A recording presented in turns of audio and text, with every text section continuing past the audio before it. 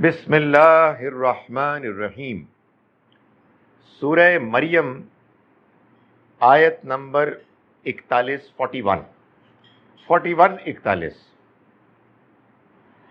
اعوذ باللہ من الشیطان الرجیم، بسم اللہ الرحمن الرحیم۔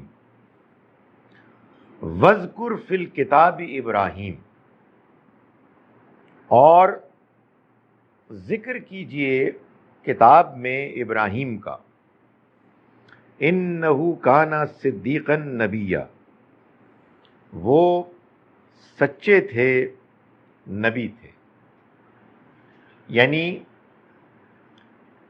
یحییٰ اور مریم اور عیسیٰ علیہ السلام کے ذکر کے بعد اب ابراہیم علیہ السلام کا ذکر آیا ہے۔ یہ کیا سیکوینس ہے؟ یہ سیکوینس یہ ہے کہ چونکہ اس سورہ مبارکہ کا اولین خطاب اہل کتاب میں سے نصارہ سے تھا، یعنی بات تو اصل میں مشرکین عرب سے ہو رہی ہے پورے گروپ میں، اس کی مکی صورتوں میں، مگر اہل عرب مشرکین سے خطاب کے دوران ان کے ان مشیروں کو اب اللہ نے خطاب کرنا شروع کر دیا کہ جو بیک گراؤنڈ میں رہ کے، پس منظر میں رہ کے مشرکین عرب کو انفارمیشن، سوالات، اعتراضات فیڈ کر رہے تھے۔ تو اللہ تعالیٰ نے، میں نے آپ کو بتایا کہ پہلے سورہ نمبر 16 اور 17، 16 اور 17 میں، سورہ نحل اور سورہ بنی اسرائیل میں یہودیوں کے نظریات، ان کے غلط طور طریقے، ان کو بے نقاب کیا۔ اب اللہ تعالیٰ اس سورہ مبارکہ میں اور اگلی سورہ، نہیں معاف کیجیے گا، سورہ کہف میں اور اس سورہ میں جو دونوں مل کر جوڑا ہیں، اس میں نصارہ کے عقائد، نظریات اور غلط رویوں کو بیان کیا، تاکہ مشرکین عرب کو یہ معلوم ہو کہ یہ کیا بےہودگی ہے، کس قدر ان کی طرف سے ایک حماقت ہو رہی ہے کہ ان کے اپنے گھر میں، ان کے اپنے شہر میں اللہ نے ایک پیغمبر بھیجا، ان کی اپنی زبان میں اللہ کے کلام کو بیان کرتے ہوئے، اور وہ ان کی ناقدری کر رہے ہیں، ان کا انکار کر رہے ہیں، اور کان کن پر دھر رہے ہیں؟ ان یہود و نصارہ پر جن کے یہ حالات ہیں، جن کے یہ نظریات ہیں، جن کے یہ طور طریقے ہیں۔ تو ان 4 صورتوں میں اصل میں اللہ تعالیٰ اس کو بیان کر رہے ہیں۔ چنانچہ اس سورہ مبارکہ کے آغاز میں ان 3 ہستیوں کا ذکر کیا کہ جو نصارہ کے نظریات اور تاریخ کے نقطہ نظر سے اہم تھے، یعنی یحییٰ علیہ السلام، مریم علیہ السلام اور عیسیٰ علیہ السلام۔ اب ان کا ذکر ہو گیا تو اب اللہ تعالیٰ فرما رہے ہیں کہ وَاذْكُرْ فِي الْكِتَابِ ابراہیم، اور ذکر کرو تم اس کتاب میں ابراہیم کا۔ یعنی مطلب یہ ہے کہ اب وہ بات تو ہو گئی، اب آؤ اے مشرکین، تم جن کو اپنا بزرگ مان رہے ہو، اور یہ اہل کتاب بھی جن کو اپنے امیجیٹ پیغمبروں سے پیچھے اصل بزرگ جن کو مانتے ہیں، ان کا بھی ذکر کرو، یعنی ابراہیم علیہ السلام۔ فرمایا انہو کان صدیقا نبیا، وہ انتہائی سچے انسان تھے، انتہائی دیانتدار انسان تھے اور نبی تھے۔ یعنی یہ بتایا جا رہا ہے کہ ایک وہ تھے اور دیکھو ایک تم ہو، وہ سچے، راست باز، قول فعل میں کوئی تضاد نہیں، جو باطن میں وہی ظاہر میں۔ یہ ہے اصل میں صدیق، کہ وہ سچائی کا پیکر تھے۔ جب کوئی انسان ایسا ہوتا ہے تو اس کو کوئی چیز چھپانے کی ضرورت نہیں ہوتی، کوئی گفتگو میں بناوٹ کی ضرورت نہیں ہوتی، وہ بات کرتا ہے، سچی بات کرتا ہے، کھری بات کرتا ہے، لوگوں کے سامنے فیس کرتا ہے جو بھی اس کی بات کے نتائج ہوتے ہیں، ایک تم ہو کہ باتیں چھپا رہے ہو، دھوکہ دے رہے ہو، اور اپنی طرف سے اپنی دینداری کو ظاہر کر رہے ہو، اپنی مشیخت کو تم ثابت کرنا چاہتے ہو. تو یہ ساری باتیں پس منظر میں ہیں کہ وہ تو صدیق تھے، سچے راست باز تھے اور نبی تھے. اذ قال لابیہ، یاد کرو اس وقت کو جب انہوں نے اپنے والد سے کہا، یعنی آزر جو ان کے والد تھے، یا ابتی، اے ابا جان، لما تعبدوا ما لا يسمع ولا يبصر ولا یغنی عنک شیئا، آپ کیوں عبادت کرتے ہیں اس کی کہ جو نہ سنتا ہے، نہ دیکھتا ہے، اور نہ ہی آپ کے کوئی کام آتا ہے، کچھ کام آتا ہے. ایک بات تو اس میں یہ ہے کہ وہی اصول کے جو قرآن نے بیان کیا کہ وَأَنذِرْ عَشِيرَتَكَ الْأَقْرَبِينَ، کہ آپ اپنے قریبی گھر والوں کو خبردار کیجئے. کہتے ہیں نا چیریٹی بگنز ایٹ ہوم. تو پہلے انہوں نے اپنے والد کو دعوت دی. یہ والد صاحب ایک بڑے بت پرست اور بت بنانے والے تھے، اور ان کو دعوت دی اور بڑی درد مندی کے ساتھ، بڑی محبت کے ساتھ دعوت دی. ابا جان، کیوں آپ عبادت کرتے ہیں ایسوں کی جو نہ سن سکتے ہیں، نہ دیکھ سکتے ہیں، نہ آپ کے کسی کام آ سکتے ہیں؟ یعنی کہنے کا مطلب یہ ہے کہ کسی کو خدا بنانے کا انسان کو شوق نہیں ہونا چاہیے. خدا کی ذات، کسی معبود کی ذات کوئی کھلونا تھوڑی ہے کہ آدمی کا جی چاہے اور اس کو بنا لے. بھائی اللہ کو، اس کائنات کے خالق مالک کو ماننا تو ایک مجبوری ہے، اس کو مانے بغیر کوئی چارہ نہیں. یہ کائنات ایکسپلین ہی نہیں ہو سکتی. ہماری زندگی بے تکی ہے، اس کا کوئی مقصد ہی نہیں ہے جب تک کہ اس کائنات کے ایک خالق اور مالک کو مانے. اس لیے کہ اس پوری کائنات میں ایک ہی ارادہ، ایک ہی سسٹم، ایک ہی پلان ہے جو کار فرما نظر آتا ہے. وہ تو ہم نے مان لیا، لیکن یہ باقی جو کچھ آپ جن کی عبادت کر رہے ہیں، یہ کون ہیں؟ ان کی ضرورت کیا ہے؟ نہ یہ سن سکتے ہیں، نہ یہ دیکھ سکتے ہیں، نہ آپ کے کسی کام آ سکتے ہیں. اللہ کے بارے میں ہمارا ایمان ہے کہ وہ دیکھتا بھی ہے، سنتا بھی ہے. وہ دیکھتا ہے، اس لیے ہم غلط کام کرتے ہوئے اس سے شرماتے ہیں، ہو جائے تو اس سے معافی مانگتے ہیں. وہ سنتا ہے، ہم اس سے دعا کرتے ہیں اس اعتماد اور امید کے ساتھ کہ وہ ہماری بات سن رہا ہے اور وہ ہمارے کام آتا ہے. ہم اس سے اگر ٹھیک الفاظ میں، صحیح جذبے کے ساتھ، صحیح موقع پر دعا کرتے ہیں تو ہمیں زندگی میں قدم قدم پر نظر آتا ہے کہ وہ دعا سنتا ہے اور اس کو قبول فرماتا ہے. یا ابتی، اے ابا جان، انی قد جانی من العلم، میرے پاس تو العلم میں سے آ گیا، یعنی وہی. قرآن مجید نے العلم جہاں کہیں بھی کہا ہے اس سے مراد وہی کا علم ہے. اس کا یہ مطلب نہیں ہے کہ فزکس، کیمسٹری اور دوسرے جو علوم ہیں وہ علم نہیں ہے. آدمی کو ان کو سیکھنا چاہیے. اس دنیا میں انسان آیا ہے تو اللہ کی نعمتوں، اللہ کی نشانیوں، اللہ کی قدرتوں کا مطالعہ کرنا چاہیے. مگر قرآن مجید نے جس علم کو العلم کہا ہے وہ وہی کا علم ہے. وہ علم کہ جو اپنے سچے ہونے میں ہر شک و شبے سے بالاتر ہے، اللہ کی طرف سے وہ پیورسٹ فارم میں آیا ہے. تو اللہ تعالیٰ فرماتے ہیں کہ ابراہیم علیہ السلام نے اپنے والد صاحب کو کہا کہ ابا جان، میرے پاس اس علم میں سے آیا ہے، یعنی وہی الہی کا علم. معلوم یاتک، جو آپ کے پاس نہیں آیا، یعنی میرے پاس آیا ہے.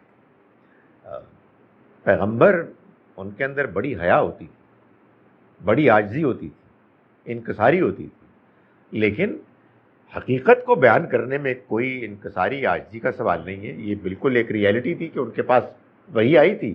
اس وحی کے آنے کا ان کو ڈنکے کی چوٹ اعلان کرنا تھا، اور یہ انہوں نے اعلان کیا اور فرمایا کہ میرے پاس وہ علم آیا ہے جو آپ کے پاس نہیں آیا، فاتبعنی، تو آپ میری پیروی کیجئے، اہدک صراطا سویا، تو میں آپ کو سیدھی راہ دکھاؤں گا۔ یعنی مطلب یہ ہے کہ یہ جو آپ ان بتوں کے پیچھے پڑے ہوئے ہیں، ایک تو ان کی کوئی تک ویسے ہی نہیں بنتی، ہاتھ سے آپ نے اپنے ان کو بنایا ہے۔ دوسرا یہ کہ ان کے اندر خوبی کیا ہے، نہ یہ سنتے ہیں، نہ یہ دیکھتے ہیں، نہ آپ کے کسی کام آتے ہیں۔ تیسرا یہ کہ آپ کو اگر گمان کرنا ہے کہ بھائی اللہ تعالیٰ خود سے دنیا کو نہیں چلا رہے، بلکہ دنیا کو چلانے کے لیے اس نے اپنے بہت سے اور کارندے، اسسٹنٹس، مشیر رکھ لیے ہیں، تو اس کو آپ اگر ایک گمان کی بنیاد پر، اسپیکولیشن کی بنیاد پر محض آپ اختیار کرتے ہیں، تو میں آپ کو بتا رہا ہوں کہ میرے پاس حتمی علم آ گیا ہے، جس کے آ جانے کے بعد اب وہم و گمان کی کوئی گنجائش باقی نہیں رہی۔ تو فرمایا کہ ابا جان میرے پاس آ گیا ہے العلم، جو آپ کے پاس نہیں آیا، چنانچہ آپ میری پیروی کیجئے، میں آپ کی رہنمائی کروں گا سیدھے راستے کی طرف۔ یا ابتی لا تعبد الشیطان، اے ابا جان آپ شیطان کی عبادت نہ کریں، ان الشیطان کان للرحمن عصیا، شیطان خدائے رحمان کا نافرمان ہے، یعنی وہ رحمان کی نافرمانی پر تلا ہوا ہے، اس کی بات نہ مانے۔ اس نے تو انسان کے اس دنیا میں آنے سے پہلے ہی انسان کے خلاف اپنی دشمنی کا اعلان کر دیا تھا۔ اس نے تو یہ طے کر لیا تھا کہ وہ انسانوں میں سے جتنوں کو اس کا بس چلے گا راہ ہدایت سے ہٹا دیں گے۔ تو آپ یہ جو کام کر رہے ہیں، اللہ کی طرف سے مجھ پر وحی کا علم آنے کے بعد اپنے شرک پر اصرار کر رہے ہیں، یہ محض شیطان کی عبادت ہے۔ شیطان کی عبادت ہے یعنی مطلب یہ ہے کہ شیطان آپ کو جس کی عبادت کرنے کے لیے کہہ رہا ہے، آپ آنکھیں بند کر کے اس کی عبادت کر رہے ہیں، تو اصل میں کیا کر رہے ہیں؟ آپ شیطان کی عبادت کر رہے ہیں، اس کا کہا مان رہے ہیں۔ فرمایا یا ابت، اے ابا جان، انی اخاف ان یمسک عذاب من الرحمن، مجھے اندیشہ ہے کہ آپ کو رحمان کی طرف سے عذاب آ پکڑے گا، فتکون للشیطان ولیا، پھر آپ شیطان کے ساتھی بن جائیں گے۔ یعنی اگر آپ نے میرے پاس آئے ہوئے اس علم کی خلاف ورزی کی اور آپ نے اس کو نظر انداز کیا، اس کو ٹھکرایا، تو پھر آپ بچیں گے نہیں۔ یہ بڑی سخت بات ہے، اور یہ سخت بات ظاہر ہے کہ اللہ کے پیغمبر پوری وضاحت کے ساتھ کرتے ہیں۔ ایک جانب ان کا اپنے والد صاحب کو دعوت دینے میں جو انداز تھا، جو لب و لہجہ تھا، وہ انتہائی شفقت اور ہمدردی کا تھا۔ اے ابا جان، اے ابا جان، بار بار آ رہا ہے۔ لیکن جب ان کو وارن کیا گیا تو پوری وضاحت اور سختی کے ساتھ کیا گیا کہ یہ نتائج آپ کو بھگتنے پڑیں گے۔ یہ اچھی طرح سے جان لیں کہ اگر آپ نے اس علم کے آ جانے کے بعد اپنی غلط بات پر ضد کی تو پھر آپ بچیں گے نہیں۔ اصل میں سچی دعوت ان دونوں طریقوں کا امتزاج ہوتی ہے۔ ایک جانب ہمدردانہ رویہ، اور دوسری جانب سچائی میں کسی قسم کی ملاوٹ کیے بغیر بات کو بیان کر دینا۔ یہ آسان کام نہیں ہے۔ انسان ایک یا دوسری جانب جھک جاتا ہے، یا یہ ہوتا ہے کہ لوگ اتنے سخت ہو جاتے ہیں کہ معلوم ہوتا ہے کہ ان سے گفتگو نہیں کی جا سکتی، یعنی وہ ڈراتے بھی ہیں اور چیختے بھی ہیں اور شکلیں بھی بناتے ہیں۔ کہتے ہیں، لوگ کہتے ہیں فلاں صاحب کی تو شکل دیکھ کے ڈر لگتا ہے، بھائی آپ کو بات کرنی چاہیے ہمدردی کے ساتھ. معلوم ہو کہ ایک ایسا شخص آپ سے بات کر رہا ہے جو آپ کا بھلا چاہتا ہے، جو آپ کو واقعتاً نقصان سے بچانا چاہتا ہے، لیکن جو وہ بات کر رہا ہے وہ بات اتنی واضح، فرم اور دو ٹوک ہے کہ اس میں کوئی کمپرومائز نہیں. یہی پیغمبروں کا کمال ہے کہ یہ ان دونوں بظاہر متضاد تقاضوں کو بیک وقت پورا کرتے ہیں. فرمایا کہ یہ انہوں نے ان کو دعوت دی. اعلیٰ والد صاحب نے جواب دیا اراغب انت عن آلہتی یا ابراہیم، اے ابراہیم کیا تم مجھے ہمارے معبودوں سے دل برداشتہ کرنا چاہتے ہو؟ کیا تم مجھے اپنے معبودوں سے ہٹانا چاہتے ہو؟ یہ تم کر رہے ہو، تمہاری یہ مجال.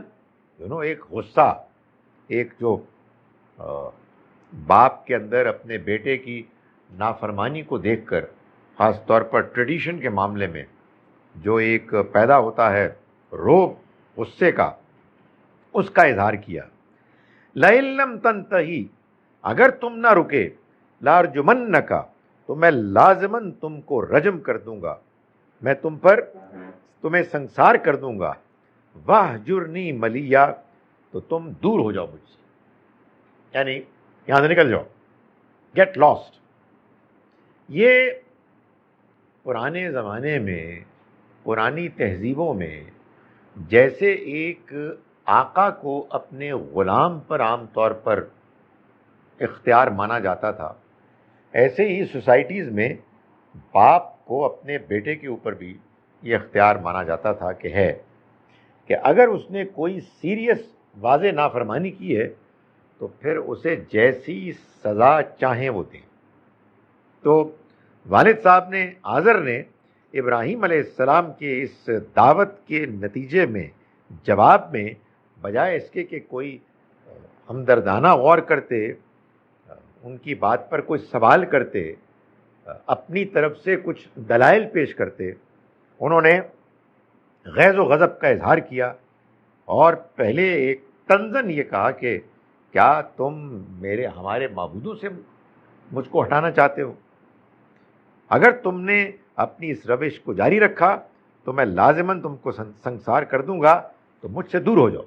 یعنی مطلب یہ ہے کہ تمہارا بھلا اسی میں ہے کہ اپنی اب اس بات کو بند کرو، ہمارے معبودوں کے خلاف گفتگو کرنے سے رک جاؤ اور یہاں سے چلے جاؤ، ورنہ تمہارا انجام بہت برا ہونے والا ہے، میں تم کو رجم کر دوں گا. قال السلام علیہ، فرمایا انہوں نے کہ آپ کو سلام کی، آپ پر سلام کی. یعنی انہوں نے اس کے بعد اعلان کر دیا کہ اب وہ جا رہے ہیں. ہجرت کا بھی اعلان کر دیا، برات کا بھی اعلان کر دیا، یعنی اس بات کا اعلان کر دیا کہ اب میں اس سے زیادہ کیا کر سکتا ہوں. اتنی ہمدردی کے ساتھ، درد مندانہ انداز میں، دلائل کے ساتھ میں نے آپ پر یہ حقیقت واضح کی کہ آپ جو دینی رویہ اختیار کیے ہوئے ہیں وہ سر تسر باطل ہے، بے بنیاد ہے، اور میں آپ کے پاس اللہ کا پیغام لے کر آیا ہوں. اگر اس کے بعد آپ کا رد عمل یہ ہے کہ آپ مجھے سنسار کرنے کی دھمکی دے رہے ہیں اور یہ کہہ رہے ہیں کہ نکل جاؤ یہاں سے، میں جا رہا ہوں، یعنی مطلب یہ ہے کہ میری ذمہ داری سمجھانے کی تو اس وقت تک تھی جب تک کہ لوگ سمجھنے کے لیے تیار تھے. اگر لوگ سمجھنے کے لیے تیار نہیں ہیں، بستی میں ایسے لوگ موجود ہی نہیں ہیں، تو بس بات ختم ہو گئی. چنانچہ ہجرت کا موقع تبھی آتا ہے کہ جب معلوم ہوتا ہے کہ سننے والے کان میسر ہی نہیں ہیں اور جو لوگ موجود ہیں وہ پیغمبر کی جان کے درپے ہو گئے. تو اس موقع پر اللہ تعالیٰ ان کو یہ کہتے ہیں کہ آپ اس بستی کو چھوڑ دیں. مگر جاتے ہوئے ان ہونہار بیٹے نے اپنے باپ کو کہا ساستغفر لک ربی، میں اپنے رب سے آپ کے لیے مغفرت کی دعا کروں. یعنی مجھے آپ کے احسانات جو مجھ پر ہیں ان کا احساس ہے، میرا آپ کے ساتھ تعلق اسی طرح سے ہے ہمدردی کا، میں آپ کے لیے دعا کرتا رہوں گا۔ انہ کان بی حفیہ، وہ مجھ پر بڑا مہربان ہے، یعنی مجھے امید ہے کہ میرا رب میری دعا کو سنے گا، میں پوری ہمدردی کے ساتھ اس سے دعا کروں گا۔ قرآن مجید سے معلوم ہوتا ہے کہ ابراہیم علیہ السلام کے اندر جو کوٹ کوٹ کر ہمدردی بھری ہوئی تھی، اور اس کا اظہار بڑے نمایاں طور پر ان کے والد صاحب کے معاملے میں ہوا، اگرچہ کہ انہوں نے مخالفت کی، ابراہیم علیہ السلام نے یہ دعا جاری رکھی تا وقتے کہ اللہ تعالیٰ نے ان کو روک دیا۔ اور معلوم ہوتا ہے کہ اللہ تعالیٰ نے بھی روکنے میں کافی ٹائم لیا، یعنی وہ گئے ہجرت کر کے فلسطین کنعان چلے گئے، وہاں سے پھر ادھر آئے، حجاز میں آئے، مکے میں آئے، اللہ کا گھر تعمیر کیا، تب بھی جو دعا قرآن میں نقل ہے اور میں اور آپ اس کو نماز میں پڑھتے ہیں، رب اغفر لی ولی والدیہ، اے میرے رب تو مجھے بھی معاف کر دے، میرے والدین کو بھی معاف کر دے، تو یہ دعا جو ہے یہ انہوں نے جاری رکھی تا وقتے کہ کسی موقع پہ اللہ تعالیٰ نے ان کو روک دیا۔ جی جی، یہاں بھی ہے اور وہاں بھی اس کا حوالہ ہے سورہ شورا میں۔ سو یہاں جو بات بیان کی گئی ہے اس سے یہ معلوم ہوتا ہے کہ یہ بات کہ آپ کی بات کو کوئی سننے کے بعد فوری طور پر نہ ماننے کا رد عمل اختیار کرے، فوراً آپ اس کے دشمن نہ بن جائیں، فوراً اس پر لان تان نہ کرنا شروع کریں، ارے بھائی ابھی تو دعوت پہنچانے میں، بات سمجھانے میں وقت لگے گا، ابھی آپ ان کے لیے دعا کریں، ان کے ساتھ جو ہمدردی کا ایک حق ہے اس کا اظہار کریں۔ اگر یہ بات آخری حد تک واضح ہو جائے کہ وہ اللہ کے دشمن ہیں، جو بائی دا وے واضح ہو ہی نہیں سکتی سوائے وحی کے ذریعے سے، اور وحی نے بھی کمال کر دیا، یعنی کیا کمال کیا کہ یہ ابراہیم علیہ السلام کے والد عذاب اللہ کے عذاب سے دو چار ہو کے ختم ہو گئے۔ یعنی قرآن مجید میں ایک جگہ اس کی طرف کافی واضح اشارہ ہے، عام طور پر تو 6 قوموں کا ذکر ہے، لیکن سورہ توبہ میں قوم ابراہیم پر عذاب کا بھی ذکر ہے۔ معلوم ہوتا ہے کہ وہی قانون ہے کہ انہوں نے ہجرت کی، ادھر عذاب آ گیا، مگر عذاب کے بعد یہ بیٹے اپنے والد کے لیے پھر بھی دعا کر رہے ہیں، اور اللہ تعالیٰ نے ان کو روکا بہت بعد میں جا کر۔ تو انہوں نے کہا جی کہ مجھے اپنے رب پر پورا اعتماد ہے، وہ مجھ پر بڑا مہربان ہے، میں اس سے دعا کروں گا اور میں امید رکھتا ہوں کہ وہ میری دعا سنے گا۔ وَأَعْتَزِلُكُمْ وَمَا تَدْعُونَ مِن دُونِ اللَّهِ، اور میں آپ لوگوں کو بھی چھوڑتا ہوں اور ان کو بھی جنہیں اللہ کے علاوہ آپ لوگ پکارتے ہیں۔ وَأَدْعُو رَبِّي، اور میں اپنے رب ہی کو پکاروں گا۔ عَسَىٰ أَلَّا أَكُونَ بِدُعَاءِ رَبِّي شَقِيًّا، مجھے امید ہے کہ میرا رب وہ مجھے میرے پکارنے پر محروم نہیں کرے گا، مجھے امید ہے کہ میں اپنے رب کو پکار کر مایوس نہیں ہوں گا، محروم نہیں ہوں گا، یعنی میں نے اس سے دعا کرنی ہے، میں نے اس سے لو لگانی ہے، وہی ہے کہ جو دعائیں سننے والا ہے۔ میں آپ لوگوں کے لیے بھی دعا کروں گا، لیکن میں اب آپ لوگوں کے ساتھ نہیں رہ سکتا، اس کا کوئی امکان نہیں۔ معلوم یہ ہوا کہ یہ دو مختلف چیزیں ہیں، آپ برائی کو کنڈیم کریں، لیکن جو لوگ برائی کر رہے ہیں ان کو بھی کنڈیم کریں، پر ان کو تو اسی وقت کنڈیم کیا جا سکتا ہے جب آپ کا خیال یہ ہے کہ یہ اب ٹھیک نہیں ہو سکتا، یہ بیونڈ پاسبلٹیز آف ریفارم ہے۔ تو ابراہیم علیہ السلام نے اس کا نمونہ پیش کر دیا کہ ہجرت کر کے چلے گئے، بستی کو چھوڑ دیا، لیکن ہمدردی دعا کو نہیں چھوڑا۔ فَلَمَّا اعْتَزَلَهُمْ وَمَا يَعْبُدُونَ مِن دُونِ اللَّهِ، پھر جب وہ ان سے الگ ہو گئے اور ان سے بھی کہ جن کی وہ عبادت کرتے تھے اللہ کے سوا، وَهَبْنَا لَهُ إِسْحَاقَ وَيَعْقُوبَ، ہم نے ان کو عنایت کیے اسحاق اور یعقوب، وَكُلًّا جَعَلْنَا نَبِيًّا، اور سبھی کو ہم نے نبی بنایا۔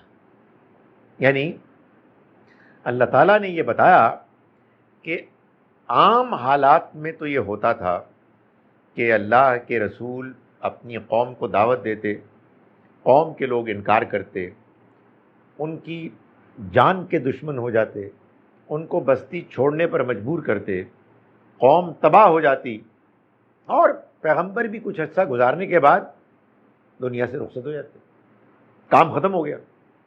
نبی صلی اللہ علیہ وسلم کے معاملے میں قرآن واضح طور پر بیان کرتا ہے، اذا جاء نصر اللہ والفتح ورأیت الناس يدخلون فی دین اللہ افواجا فسبح بحمد ربک واستغفرہ انہ کان توابا۔ جب آپ دیکھیں اللہ کی مدد کو، جب اللہ کی مدد آ جائے اور اس کی نصرت، اور آپ دیکھیں لوگوں کو کہ وہ اللہ کے دین میں فوج در فوج داخل ہو رہے ہیں، تو اللہ کی تسبیح کیجئے اس کی حمد کے ساتھ، اور اس سے معافی مانگیے، اس کی مغفرت طلب کیجئے، یقیناً وہ بہت معاف کرنے والا، توبہ قبول کرنے والا ہے۔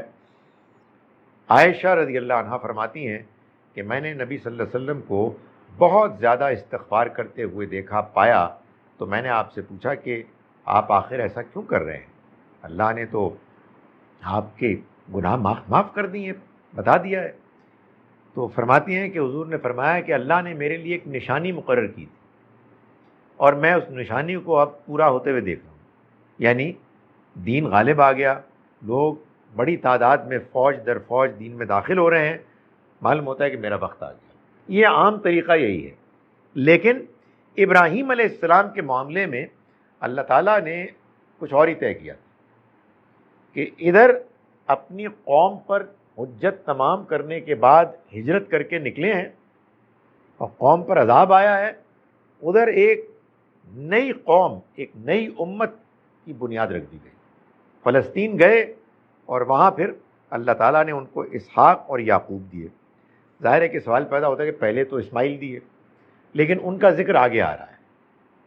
یہاں ان کا ذکر شاید اس لیے نہیں کیا گیا کہ ایک تو خطاب کے پس پردہ یہود و نصارہ ہیں، جن کے لیے اسحاق اور یعقوب علیہ السلام ان کے براہ راست ڈائریکٹلی ریلیونٹ بزرگ تھے اور پیغمبر تھے، اور دوسری بات یہ کہ ابراہیم علیہ السلام کو ان کی اس غیر معمولی مخلصانہ کوشش اور قربانیوں کے نتیجے میں جو اللہ کی طرف سے ان سے لے کر قیامت تک کے لیے ان کی اولاد میں برکت کی خوشخبری ملی، اس کا آغاز بہرحال اسحاق علیہ السلام سے ہوا۔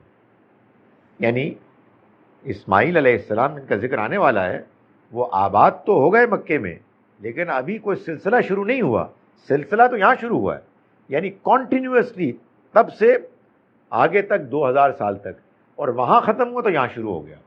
تو اس اللہ کی اس رحمت کو کہ جس میں یہ بتانا مقصود تھا کہ اس وقت سے لے کے آخر وقت تک اللہ کی رحمت ابراہیم علیہ السلام اور ان کی اولاد پر ہوئی، اس کے لیے اولاد کی اس شاخ کا ذکر کرنا ہی موضوع تھا کہ جو اسحاق اور یعقوب علیہ السلام پر مشتمل تھی۔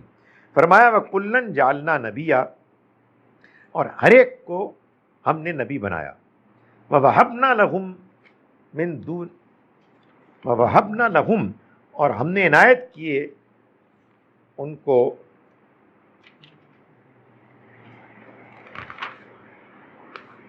من رحمتنا، اپنی رحمت سے، وجعلنا لہم لسان صدق علیہ، یعنی ہم نے یہ ان کی اولاد میں ان کے بیٹے پوتے اور اس سے آگے کی نسلیں، یہ ہم نے خاص اپنی رحمت سے ہم نے ان کو نوازا، اور ان کو ہم نے لسان صدق علیہ، ان کو ایسی شہرت دی زبان میں، سچائی کے لحاظ سے، درجات کے، سچے درجات کے لحاظ سے جو بلند مقامات کی شہرت تھی، یعنی ان کو اونچے درجے کی سچی اور قائم رہنے والی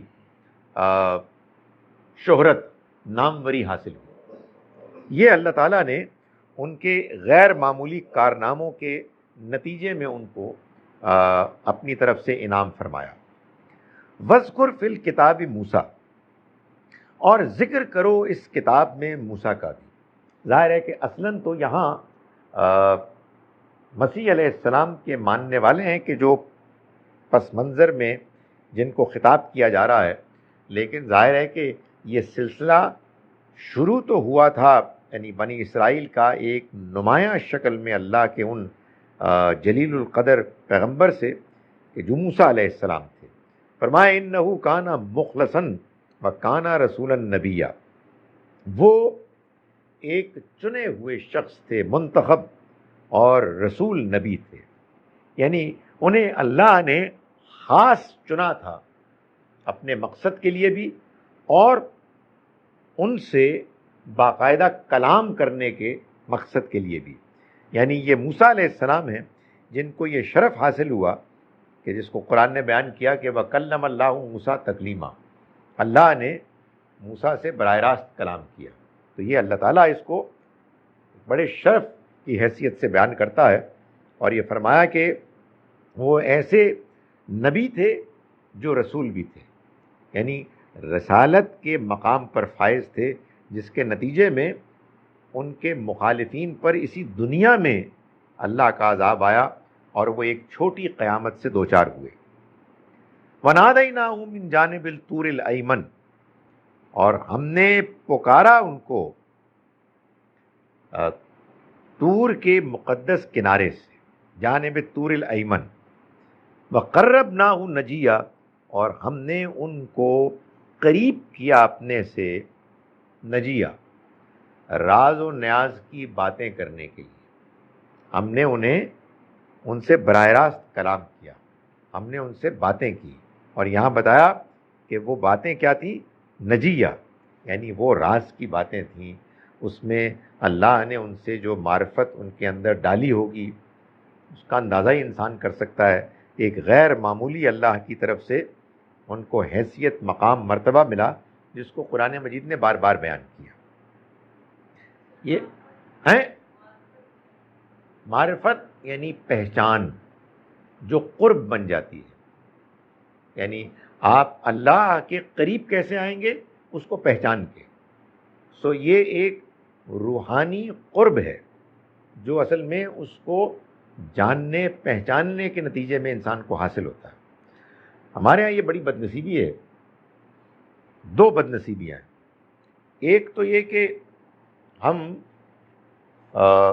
پیغمبروں کے معاملے میں جو اللہ کی ہدایت ہے کہ ہم ان کے معاملے میں لا نفرق بین احد من رسل، رسولوں کے معاملے میں ہم کوئی تفریق نہیں کریں گے۔ ہم نے وہ تفریق کی، اور دوسرا یہ کیا کہ نبی اکرم صلی اللہ علیہ وسلم کی شان کو بیان کرنے اور آپ کے مقام مرتبے کو بلند کرنے کے جوش میں باقیوں کو کمتر کرنے کی کوشش کر دی۔ قرآن مجید کئی جگہوں پر موسیٰ علیہ السلام کے ساتھ اللہ تعالیٰ کے کلام کو ایک غیر معمولی واقعے کے طور پر پیش کر رہا ہے۔ تو ہمارے یعنی یہ کون سی بات ہے؟ ہمارے پیغمبر نے تو براہ راست کلام کیا۔ وہ آج بھی مجھے کسی نے سوال کیا، میں نے کہا کدھر کیا؟ وہ کہیں معراج میں۔ میں نے کہا وہ پھر تقریروں میں ہی ہوا ہے، اس لیے کہ نہ تو قرآن اس کو بیان کرتا ہے، قرآن مجید نے جو بات بیان کی ہے جس کو ہماری تقریروں میں براہ راست کلام کہا گیا ہے، وہ تو براہ راست کلام اصل میں جبرائیل علیہ السلام کے ساتھ ہے۔ تو ایسا مکس اپ لوگوں نے کیا، اس کے نتیجے میں اسپرٹ ہی ختم ہو جاتی ہے۔ اس کے نتیجے میں پیغمبروں کے درمیان درجہ بندی، مقابلے بازی، میرے پیغمبر بڑھ کر ان کے کمتر، سارے نبی تیرے در کے سوالی، اور ادھر وہ نفسی نفسی، امتی امتی۔ کیا چکر ہے یار؟ یا آپ قرآن کو پڑھیں یا ان باتوں کو سنیں۔ تو قرآن مجید ہر پیغمبر کی شان بیان کرتا ہے، نبی صلی اللہ علیہ وسلم کی شان. سر یہی لے لیں.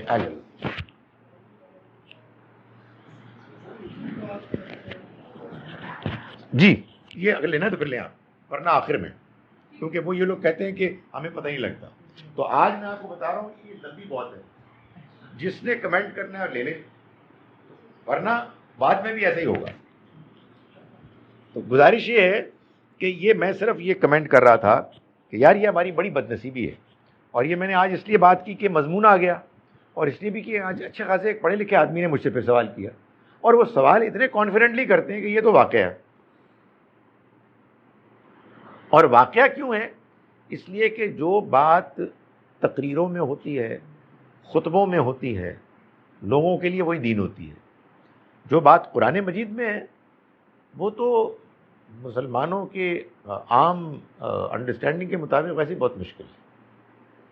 اس وجہ سے اس کے لیے صحیح ٹریٹمنٹ یہ ہے کہ آپ اس کی تلاوت کر کے ثواب حاصل کریں، اور کوشش کریں کہ ثواب بھی یا فوت شدہ یا جو فوت ہونے والے ہیں. تم یہ والی صورت پڑھ لو، تم یہ پڑھ لو، تم نے اتنی مرتبہ پڑھنی ہے، تم نے اتنی مرتبہ پڑھنی ہے، اس سے انشاءاللہ ان کو افاقہ ہو جائے گا.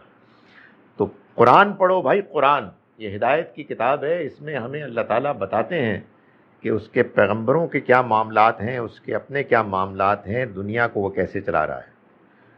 فرمایا کہ وَوَهَبْنَا لَهُ مِن رَحْمَتِنَا أَخَاهُ هَارُونَ نَبِيًّا، اور ہم نے عنایت کیے ان کو اپنی رحمت سے ان کے بھائی ہارون نبی کے طور پر، نبی بنا کر.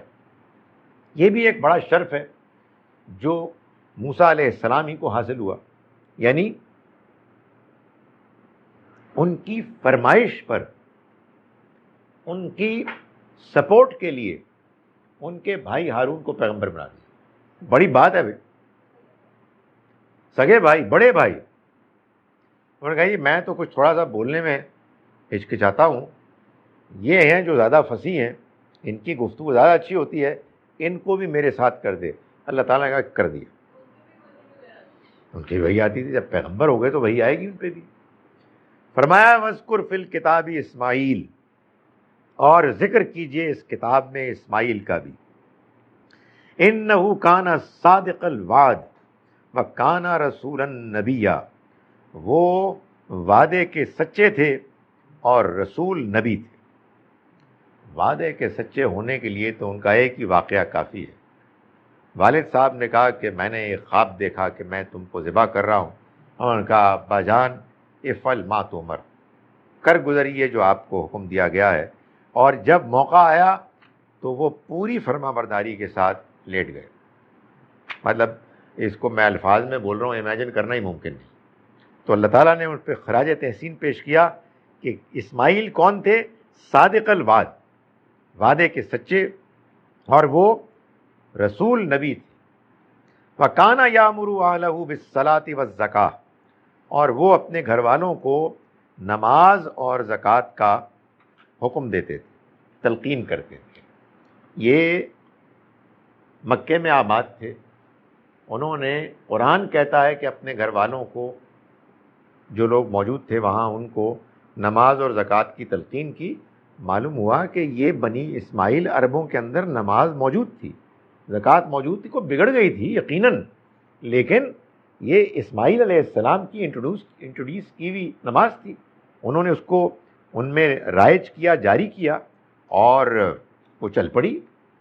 یہی وجہ ہے کہ نبی اکرم صلی اللہ علیہ وسلم کے اعلان نبوت سے پہلے بھی بعض صحابہ کہتے ہیں کہ ہم نماز پڑھتے تھے. یعنی ابو ذر غفاری رضی اللہ عنہ کے بارے میں آتا ہے کہ وہ کیونکہ اس ایسے قبیلے سے تعلق رکھتے تھے کہ جو ٹریول کرتے تھے، خانہ بدوش تھے، کہ وہ جب کہتے ہیں کہ مکے کے قریب ان کے قبیلے نے آ کے پڑاؤ ڈالا تو وہ ان کے بھائی اندر چلے گئے مکے میں، کوئی ان کو کام تھا، یہ باہر ہی تھے. تو جب وہ آئے مکے سے تو انہوں نے کہا کہ مکے میں میں دیکھتا ہوں کہ ایک صاحب ہیں کہ جو یہ کہہ رہے ہیں کہ ان کے اوپر وحی نازل ہوئی ہے اور وہ لوگوں کو اس کی دعوت دے رہے ہیں، اور ابو ذر وہ نماز پڑھتے ہیں تمہاری طرح جیسے تم پڑھتے ہیں.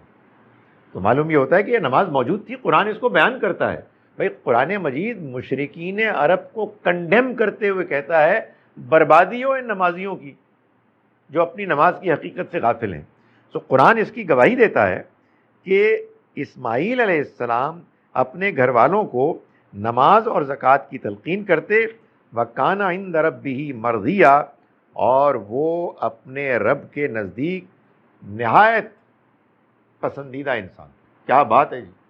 یعنی اللہ کا اپنے کسی بندے کے بارے میں یہ کمنٹ آخری کمنٹ ہے جس کو قرآن اور جگہوں پر یوں بیان کرتا ہے رضی اللہ عنہ، اللہ ان سے راضی ہو گیا۔ تو ادھر اسماعیل علیہ السلام کے بارے میں فرمایا کانا وکانا عند ربہ مرضیہ، وہ اپنے رب کے ہاں پسندیدہ تھے، اللہ ان سے راضی تھا ان کے رویے سے۔ وذکر فی الکتاب ادریس، اور اس کتاب میں ادریس کا بھی ذکر کیجیے۔ یہ معلوم ہوتا ہے کہ کوئی نوح علیہ السلام اور ابراہیم علیہ السلام کے درمیان کے وقت کے پیغمبر ہیں، یعنی آگے کی بات کر دی، اب ذرا پیچھے کی طرف سے کہ جس کے بعد آگے ابراہیم علیہ السلام تشریف لائے وہاں کے ایک پیغمبر کا ذکر کیا۔ انہ کان صدیقا نبیا، وہ بھی ایک سچے نبی تھے، یعنی سچے تھے اور نبی تھے، راست باز تھے، ان کے قول و فعل میں کوئی تضاد نہیں تھا، اور وہ اللہ کے نبی تھے۔ ورفعناہ مکانا علیہ، اور ہم نے ان کو بھی ایک اونچے مقام تک پہنچایا، جیسے ہم نے ابراہیم کو ایک اونچا مقام عطا کیا ویسے ہی ہم نے ادریس کو بھی ایک اونچا مقام عطا کیا۔ فرمایا اولئک الذین انعم اللہ علیہم من النبیین، یہ وہ لوگ ہیں کہ اللہ نے انعام کیا جن پر نبیوں میں سے۔ یہ وہی لوگ ہیں کہ جن کے مقام تک پہنچنے یا قریب آنے کی ہم دعا کرتے ہیں کہ انعمت علیہم صراط الذین انعمت علیہم، تو اللہ تعالیٰ نے بتا دیا کہ یہ انعمت علیہم کون ہے، تو نے جن پر انعام کیا، تو فرمایا یہی لوگ ہیں وہ کہ انعم اللہ علیہم، اللہ نے جن پر انعام کیا، من النبیین، نبیوں میں سے، من ذریت آدم، آدم کی اولاد میں سے، یعنی آدم کی اولاد میں سے جو اللہ کے انعام سے سب سے زیادہ فیض یاب ہوئے وہ یہی نبی تھے۔ وَمِمَّنْ حَمَلْنَا مَعَ نوح، اور ان میں سے بھی کہ جن کو ہم نے نوح کے ساتھ اٹھایا، سوار کیا کشتی پر۔ وَمِن ذُرِّيَّةِ ابراہیم و اسرائیل، اور ابراہیم اور اسرائیل کی اولاد میں سے۔ وَمِمَّنْ هَدَيْنَا وَاجْتَبَيْنَا، اور ان لوگوں میں سے جن کو ہم نے ہدایت بخشی اور جن کو ہم نے چن لیا۔ اذا تتلی علیہم آیات الرحمن، جب ان پر رحمان کی آیات پڑھ کر سنائی جاتی، خروا سجدا و بکیا، تو وہ سجدے میں گر پڑتے اور روتے جاتے تھے۔ یہی اللہ کے پیغمبر، ان کے سامنے جب اللہ کا پیغام پڑھ کر سنایا جاتا تو ان کا یہ حال ہو جاتا، اس پیغام کو سمجھ کے، اس پیغام کی تاثیر کو محسوس کر کے ان کے اندر وہ رقت، وہ اللہ کی طرف میلان اور اس کے آگے جھکنے کے ساتھ جو ایک انسان کے اندر گریہ ایک پیدا ہوتی ہے، وہ ان کے ہاں پیدا ہو جاتی ہے، یعنی وہ انتہائی عاجزی انکساری کے ساتھ اللہ کی عبادت کرتے اور اللہ کی طرف سے آئے ہوئے پیغام کی یاد دہانی کے نتیجے میں ان کے اندر یہ کیفیت ہے جو طاری ہو جاتی ہے۔ یہ بتایا جا رہا ہے ان لوگوں کو کہ جنہوں نے اللہ کے پیغمبروں کے پیغام کو نظر انداز کر کے وہ اپنے اس ٹریڈیشنل دین پر اکڑ گئے، انہوں نے اپنے اندر سختی پیدا کر دی، وہ عاجزی اور انکساری کی جگہ تکبر میں مبتلا ہو گئے۔ ان کو یہ بتایا جا رہا ہے کہ دیکھو جن پیغمبروں کا تم نام لیتے ہو ان پیغمبروں کا تو یہ حال ہے، وہ سارے کے سارے ایسے تھے کہ جب ان کو رحمان کی آیات پڑھ کر سنائی جاتی تو وہ گر پڑتے سجدہ ریز ہو کر اور وہ روتے جاتے۔ فخلف من بعدہم خلف، پھر ان کے بعد ان کے جانشین ہوئے ایسے ناخلف، اضاعوا الصلاۃ، جنہوں نے نماز ضائع کر دی، واتبعوا الشہوات، اور خواہشات کے پیچھے چل پڑے، فسوف یلقون غیا، تو ان قریب وہ گمراہی میں مبتلا ہو جائیں، وہ گمراہی میں سے دوچار ہو جائیں گے، یعنی اس کے نتیجے سے۔ بعض اوقات ایک عمل کو کہہ کے نتیجہ عمل مراد لے لیا جاتا ہے۔ یہ بتایا گیا کہ اللہ کے پیغمبروں کے ماننے والے پیروکاروں پر جب زوال آتا ہے، جب وہ گمراہی میں مبتلا ہوتے ہیں، تو سب سے پہلا حملہ نماز پر ہوتا ہے۔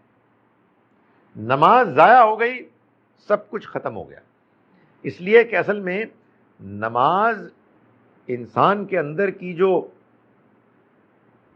بے لگام خواہشات ہیں ان کے راستے میں رکاوٹ ہے۔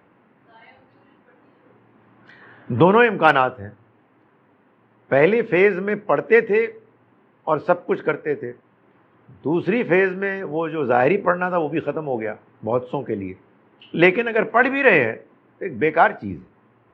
یعنی نماز ہے کہ جو حقیقت میں انسان کو فحش اور منکر برائیوں سے روکتی ہے۔ روکنے کا مطلب کیا ہے؟ یعنی جب آپ نماز کے لیے کھڑے ہوتے ہیں، آپ کے اندر احساس پیدا کرتی ہے، آپ کو متنبع کرتی ہے، آگاہ کرتی ہے کہ یہ کام ٹھیک نہیں ہے، تمہیں اس کو چھوڑنا ہوگا۔ آدمی اپنے آپ کو 5 وقت خدا تعالیٰ کے سامنے اس کے حضور میں جواب دہ محسوس کرتا ہے۔ تو اگر نماز ضائع ہو گئی تو پھر خواہشات کا، شہوات کا غالب آنا یہ کوئی مسئلہ نہیں، پھر وہ لازماً جب بند ٹوٹ گیا تو پانی نکل جائے گا اور پھر وہ پھیل جائے گا۔ تو فرمایا کہ ان کے بعد، یعنی پیغمبروں کے بعد، ان کے ایسے وارث دنیا میں آئے جو ان کے ناخلف تھے اور انہوں نے نماز ضائع کی، خواہشات کی پیروی کی، فسوف یلقون غیا، تو ان قریب وہ اپنی گمراہی کے انجام میں مبتلا ہوں گے۔ الا من تاب وآمن وعمل عملا صالحا فاولئک يدخلون الجنہ، تو یہ لوگ ہیں کہ جو جنت میں جائیں گے، داخل ہوں گے، ولا یظلمون شیئا، اور ان پر ذرا بھی ظلم نہیں کیا جائے گا۔ یعنی اللہ تعالیٰ یہ بتا رہے ہیں کہ اگر کوئی شخص گمراہی میں مبتلا ہو گیا، اس کے اوپر شیطان غالب آ گیا، مایوس ہونے کی ضرورت نہیں ہے۔ مایوسی ہے جو اصل میں شیطنت ہے۔ ابلیس اصل میں کیا کرتا ہے؟ ابلسا، مایوس کر دیتا۔ تو مایوسی یہ تو وہ انسان کی کیفیت ہے کہ جس میں شیطان ناچتا ہے، کہ اس نے گویا کہ تیر کو صحیح ٹھکانے پر، صحیح جگہ پر ڈال دیا، اب ختم ہو گیا۔ گناہ بری بات ہے، غلط کام بہت بری بات، لیکن آدمی کے اندر اگر امید ہے، حوصلہ ہے، پلٹنے کے لیے امکان ہے، تو وہ اپنی اصلاح کر سکتا ہے۔ لیکن اگر کسی کے اندر یہ امید ختم ہو گئی، اس کا امکان ختم ہو گیا، تو گیا۔ تو فرمایا کہ اللہ تعالیٰ حوصلہ دلاتے ہیں کہ تمام تر گمراہی کے باوجود اگر کسی نے توبہ کی، توبہ کی کا کیا مطلب؟ ایمان لایا۔ اس سے معلوم ہوا کہ اگر انسان جان بوجھ کر گناہوں میں مبتلا ہوتا ہے تو وہ اپنے اصل ایمان سے محروم ہو جاتا ہے، یعنی اس کا جو اپنے رب سے تعلق ہے وہ ٹوٹ جاتا ہے۔ یہی ایمان ہے۔ یعنی ایمان کچھ رٹی رٹائی چیزوں کو بیان کرنے کا نام تو نہیں ہے، پہلا کلمہ، دوسرا کلمہ، تیسرا کلمہ، نہیں، یہ کوئی ایمان نہیں ہے۔ ایمان تو در حقیقت اس تعلق، کیفیت کا نام ہے کہ جس کے موجود ہونے کے نتیجے میں انسان اس بات سے ہچکچاتا ہے کہ وہ اپنے رب کی نافرمانی کرے۔ تو جب وہ توبہ کرتا ہے گناہ کرنے کے بعد، پلٹتا ہے، تو کیا ہوتا ہے؟ ایمان لاتا ہے. وَعَمِلَ صَالِحًا، اور اس نے نیک عمل کیے، یعنی وہ پلٹا، اس کے اندر اللہ کے ساتھ تعلق پیدا ہوا، دوبارہ اس نے اپنے رویے کو درست کیا. تو فرمایا کہ یہ لوگ ہیں کہ جو جنت میں داخل ہوں گے اور ان پر ذرا بھی ظلم نہیں کیا جائے گا. سو مایوس ہونے کی کوئی ضرورت نہیں ہے. اللہ کے ہاں اس کی رحمت کا دروازہ کھلا ہوا ہے. یہ کیا جنت ہے؟ جنات عدن التی وعد الرحمن عبادہ بالغیب. یہ وہ ہمیشہ کی جنت ہے جس کا وعدہ رحمان نے کیا اپنے بندوں سے، بالغیب، جو غیب میں، یعنی ان کی آنکھوں سے پوشیدہ ہے، انہوں نے اس کو دیکھا نہیں ہے، اور رحمان نے ان سے وعدہ کیا ہے. انہ کان وعدہ مأتیا، یقیناً اس کا وعدہ پورا ہو کے رہے گا. یعنی یہ حقیقت ہے کہ لوگ مذاق اڑاتے ہیں اس بات کا کہ فرق کیا ہے. کچھ لوگ دنیا کی لالچ میں کرتے ہیں، کچھ لوگ جنت کی لالچ میں کرتے ہیں. نہیں، بڑا فرق ہے. دنیا سامنے نقد ہے، آخرت جنت کا وعدہ ایک وعدہ ادھار ہے، وہ نظر نہیں آ رہا، وہ خدا کے بھروسے پہ آدمی کرتا ہے. تو فرمایا کہ یہ جنت ہمیشہ کی وہ ہے کہ وعدہ کیا ہے رحمان نے جس کا اپنے بندوں سے، ان کی نگاہوں سے پوشیدہ کر کے. انہ کان وعدہ مأتیا، اس کا وعدہ ہو کر رہنے والا ہے. لا یسمعون فیہا لغوا الا سلاما، انہیں وہاں کوئی بیہودہ بات سننے کو نہیں ملے گی سوائے سلامتی کی دعاؤں کے.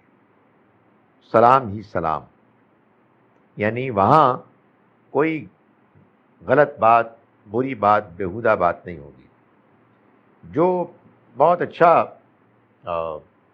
ذوق رکھنے والے سلیم الفطرت لوگ ہیں، ان کے لیے دنیا میں جو تکالیف اور اذیتیں ہیں، ان میں ایک بڑی اذیت جھوٹ ہے، دھوکہ ہے، فراڈ ہے، ڈرامہ، ریاکاری. یہ انتہائی پریشان کن چیز ہے. تو خدا تعالیٰ اپنے اچھے بندوں کو خوشخبری سنا رہا ہے، دیکھو وہاں اس میں سے کچھ بھی نہیں ہوگا. یہ جو تم بکواس یہاں سنتے ہو اور تمہیں تکلیف ہوتی ہے، بیہودہ باتیں، آج سلامتی کی دعائیں ہوں گی، اور ان میں سے کوئی چیز نہیں ہوگی جو یہاں تم دیکھتے ہو. وَلَهُمْ رِزْقُهُمْ فِيهَا بُكْرَةً وَعَشِيًّا، اور ان کے لیے ان کا رزق فراہم کیا جائے گا ان کو صبح و شام. رزق سے مراد کھانا پینا بھی ہے، لیکن رزق سے مراد صرف کھانا پینا نہیں ہے، بلکہ اللہ تعالیٰ کی طرف سے اس کی معرفت، اس کی تجلیات، اور انسان کی روح کو خوش کرنے کے لیے، اطمینان دینے کے لیے جو بھی راحت کا سامان اللہ کے یہاں وہاں ہوگا جس کا ہم یہاں تصور بھی نہیں کر سکتے، یہ سب کچھ ان کو صبح و شام ملے گا. میں اس لیے کہہ رہا ہوں کہ وہ آپ نے سنی تھی ایک غالباً خاتون پڑھ رہی تھی، ایک 10 منٹ کی ایک آڈیو کیسٹ تھی جو آج سے چند سال پہلے چلی اور پھر دوبارہ چلی.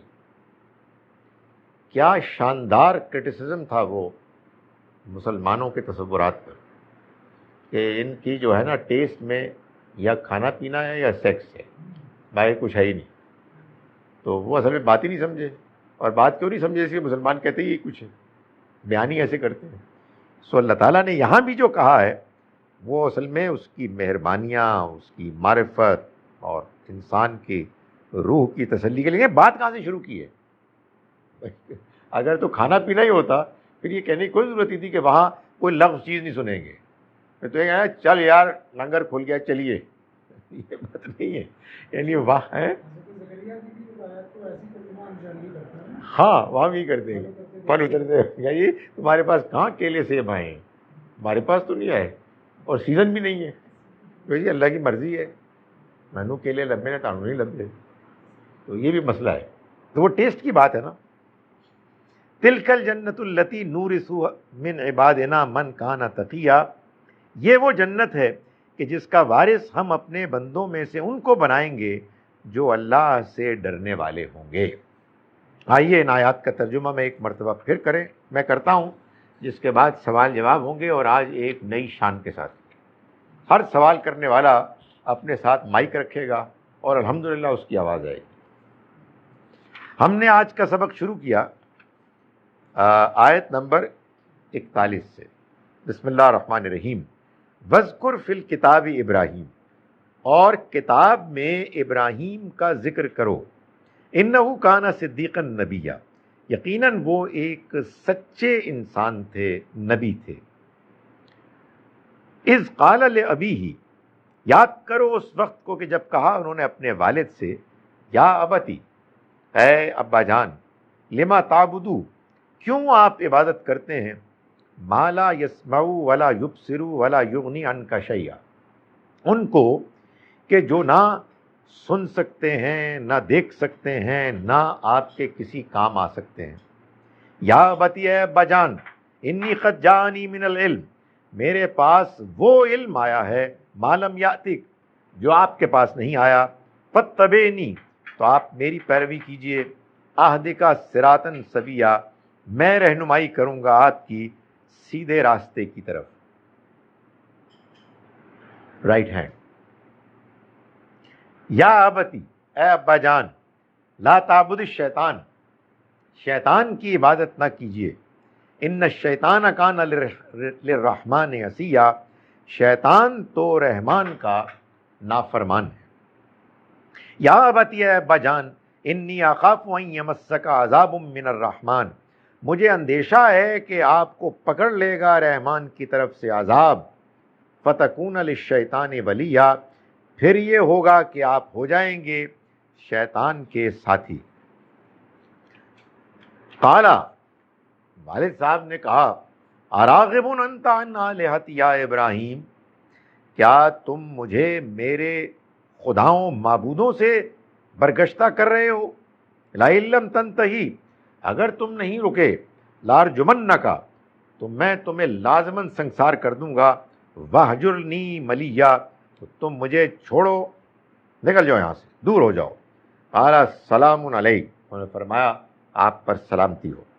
ساستغفر لک ربی، میں اپنے رب سے آپ کے لیے لازماً استغفار کروں گا، معافی کی دعا کروں گا۔ انہ کان بی حفیہ، وہ مجھ پر بڑا مہربان ہے۔ واعتزلکم وما تدعون من دون اللہ، اور میں الگ ہو جاؤں گا آپ تم سے اور ان سے کہ جن کو تم پکارتے ہو اللہ کے علاوہ، وادعو ربی، اور میں اپنے رب سے دعا کروں گا، عسى اللہ اکون بدعاء ربی شقیا، امید ہے کہ میں اپنے رب کو پکار کر محروم نہیں رہوں گا۔ فلما اعتزلهم وما يعبدون من دون اللہ، پھر جب وہ الگ ہو گئے ان سے بھی اور ان سے بھی کہ جن کی وہ عبادت کرتے تھے اللہ کے علاوہ، وَهَبْنَا لَهُ اسحاق و یعقوب، تو ہم نے ان کو اسحاق اور یعقوب عطا کیے۔ یہ اصل میں اللہ تعالیٰ کا بیان ہے کہ جب یہ سب کچھ بندہ کر لیتا ہے تو پھر اللہ کا انعام آتا ہے۔ وَكُلًّا جَعَلْنَا نَبِيًّا، اور سبھی کو ہم نے نبی بنایا، وَوَهَبْنَا لَهُمْ، اور ہم نے عنایت کیا ان کو، من رحمتنا، اپنی رحمت سے، وجعلنا لهم لسان صدق علیا، اور ہم نے ان کے لیے نیک نامی بلندی مقام کے ساتھ جاری کر دی، یعنی اونچے درجے کی سچی اور پائیدار نیک نامی ناموری ان کو عنایت کر دی۔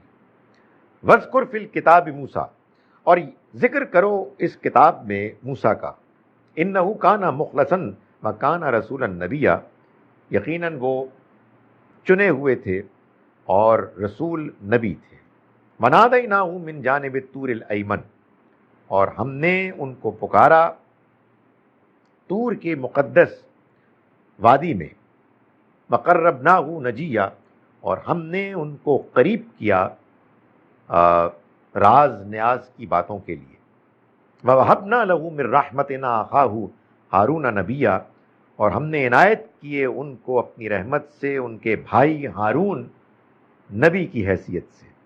وذکر فی الکتاب اسماعیل، اور آپ ذکر کیجئے کتاب میں اسماعیل کا، انہ کان صادق الوعد، یقیناً وہ وعدے کے سچے تھے، وکان رسول النبی، اور وہ رسول نبی تھے، وکان یامر اہلہ بالصلاۃ والزکوٰۃ، اور وہ اپنے گھر والوں کو نماز اور زکوٰۃ کا حکم دیتے، وکان عند ربہ مرضیہ، اور وہ اپنے رب کے لیے کے نزدیک پسندیدہ تھے۔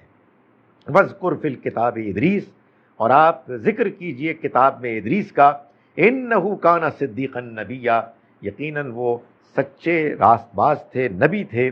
ورفعناہ مکانا علیا، اور ہم نے بلند کیا ان کو اونچے مقام مرتبے کی طرف۔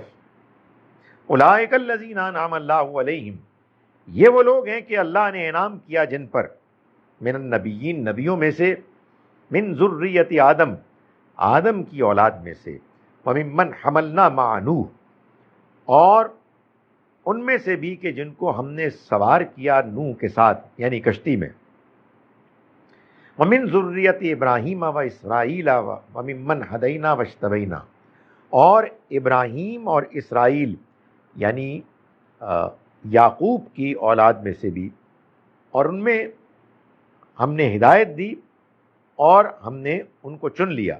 اذا تتلیٰ علیہم آیات الرحمن، جب ان کے سامنے رحمان کی آیات پڑھ کر سنائی جاتی، خروا سجدا و بکیا، تو وہ گر پڑتے سجدہ ریز ہوتے ہوئے، گڑ گڑاتے ہوئے۔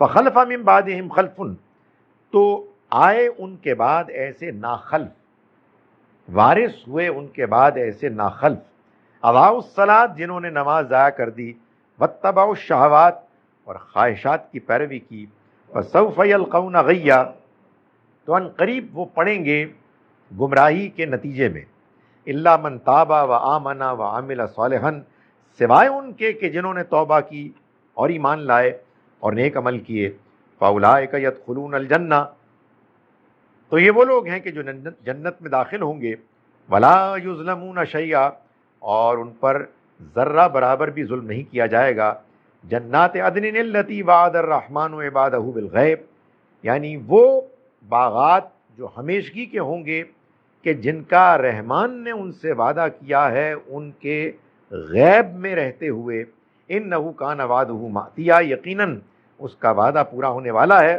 لا یسمعون فیہا لغوا الا السلاما، وہ نہیں سنیں گے اس میں لغو باتیں، بیہودہ باتیں سوائے سلامتی کی دعاؤں کے، وَلَهُمْ رِزْقُهُمْ فِيهَا بُكْرَةً وَعَشِيًّا، اور ان کے لیے ان کا رزق ہوگا اس میں صبح و شام جو ان کو ملے گا، تِلْكَ الْجَنَّةُ الَّتِي نُورِثُهَا مِنْ عِبَادِنَا، یہ ہے وہ جنت کہ جن کے ہم وارث بنائیں گے اپنے بندے، من کان تقیا، وہ کہ جو اللہ سے ڈرنے والے تھے۔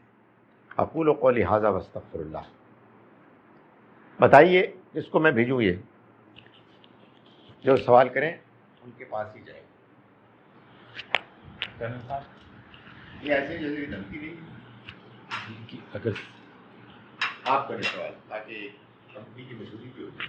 جی سر، یہاں پر جب نبیوں کا ذکر ہوا ہے آج کے سورہ مریم کی، تو ہم نے دیکھا کہ حضرت ابراہیم علیہ السلام کے نام کے ساتھ جو ہے ایک لفظ استعمال ہوا رسول النبیہ، اسی طرح حضرت ان کے ساتھ صدیق النبیہ کا استعمال ہوا، اور اسی طرح حضرت ادریس علیہ السلام کے ساتھ بھی جو ہے صدیق نبی کہا گیا، اور حضرت اسماعیل اور حضرت موسیٰ کے ساتھ رسول نبی۔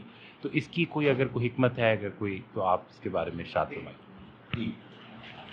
اصل میں بات یہ ہے کہ قرآن مجید کا اس سورہ مبارکہ میں جو بات نمایاں کرنے کا منشا ہے وہ یہ نہیں ہے کہ کون نبی تھا کون رسول تھا، بلکہ ان اوصاف کو نمایاں کرنا مقصود ہے جن کو بیان کیا گیا، اور پس منظر میں کون ہے؟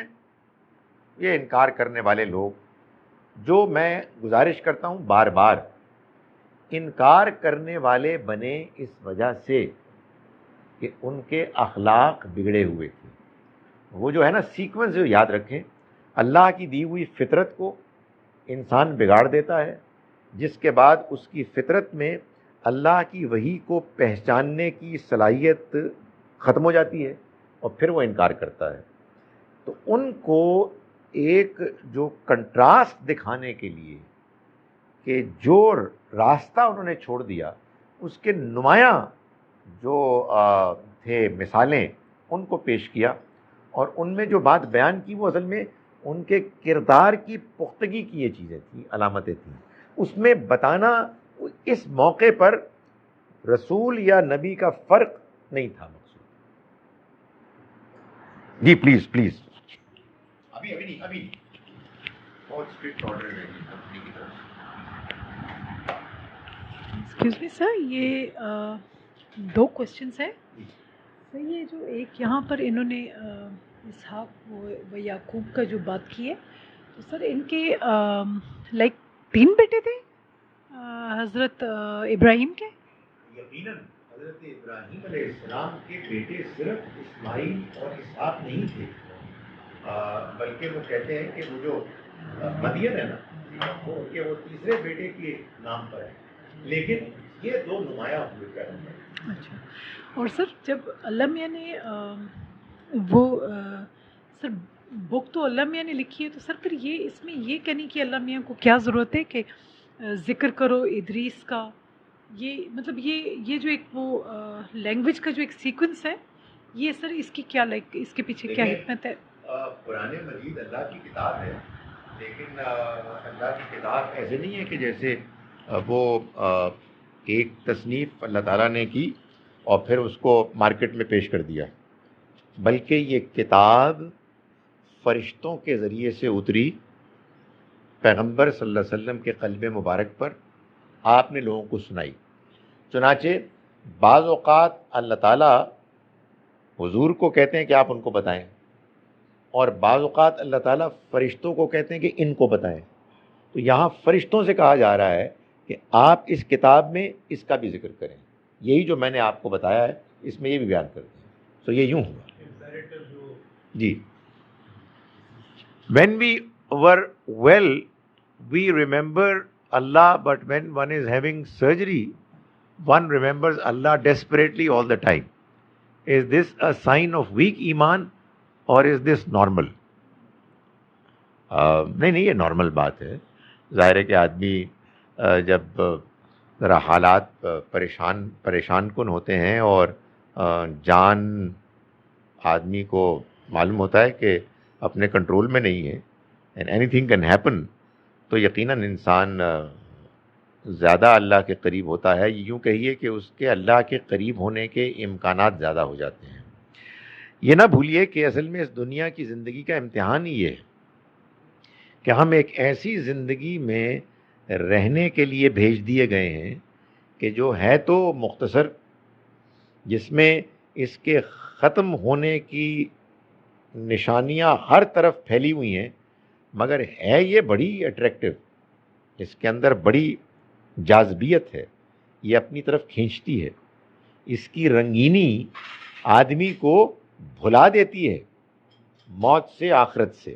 چنانچہ اس میں کوئی شبہ نہیں ہے کہ یہ بڑی نیچرل بات ہے کہ جب آدمی مثال کے طور پر بیمار پڑتا ہے یا اس کی سرجری ہوتی ہے یا اس کو محسوس ہوتا ہے کہ نہ جانے کہیں ایسا تو نہیں ہے کہ وقت اب ختم ہونے والا ہے، تو آدمی ظاہر ہے ساری دنیا کی اٹریکشن تو ختم ہو جاتی ہے.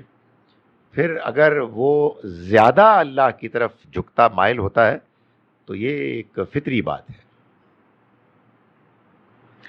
بھائی صاحب آپ سوال ہی کر لیتے، انہوں نے کہا جی کہ I have question out side of this سورہ، تو آپ پوچھ لیجئے،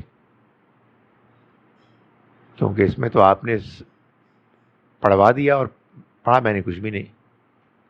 بھکاری پروفیشنل بیگرز کو بھیک دینا کیسا ہے؟ دیکھیں ایک بات میں آپ کو بتاؤں کہ ایک وہ سوال ہوتا ہے کہ جس کا ایک حتمی جواب ہوتا ہے قرآن میں یا قرآن کی روشنی میں حدیث میں. ایک وہ سوال ہوتا ہے کہ جو اصل میں ایپلیکیشن کا سوال ہے، اس میں اوپینینز ویری کریں گے. میں اپنی ذاتی انڈرسٹینڈنگ، اپنا ذاتی رجحان بتا سکتا ہوں، لیکن ظاہر ہے کہ یہ کسی پر بائنڈنگ نہیں ہے، ہر آدمی اپنا اپنا فیصلہ کر سکتا ہے۔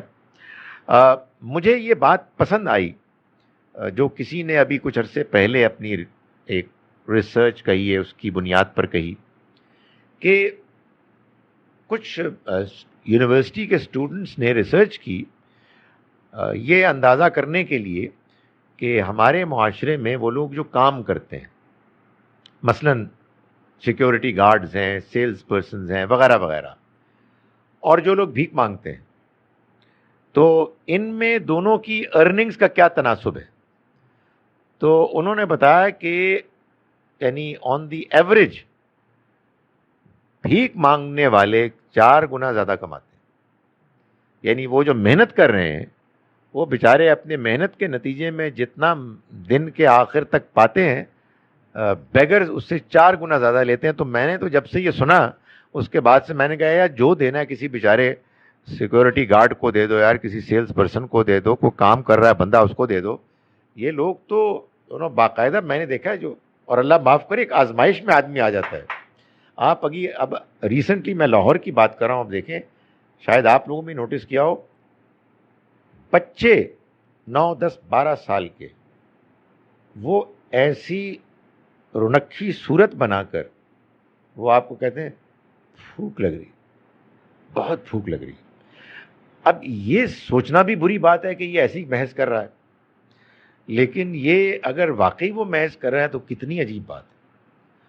سو میرا یہ خیال ہے کہ ہمیں ان کو انکریج کرنا چاہیے، ان بیگرز کو، کہ یہ کام کریں اور یہ اس سوسائٹی کے ایسے ممبرز بنیں کہ جس میں وہ کنٹریبیوٹ کرتے ہیں۔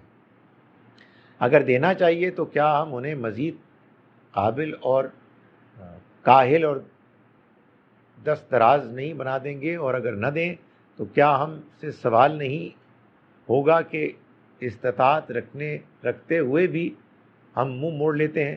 دیکھیں میرا یہ خیال ہے کہ جو چیز ہر حال میں اوائڈ کرنی چاہیے وہ ہے دھتکارنا، ڈانٹ کے بھگانا، یعنی جو ایک طرح سے بعض اوقات تکبر کی علامت بن جاتی ہے۔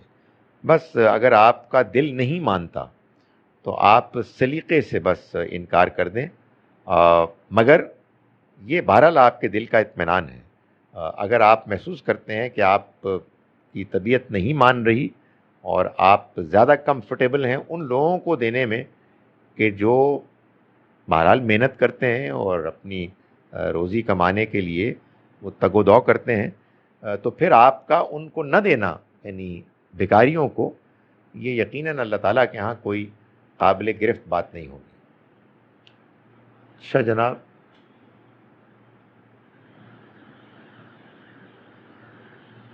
السلام علیکم سر، یہ ڈسکورس سیشن اردو میں ترجمہ کر دیا جائے تو اچھا ہے ہمارے لیے۔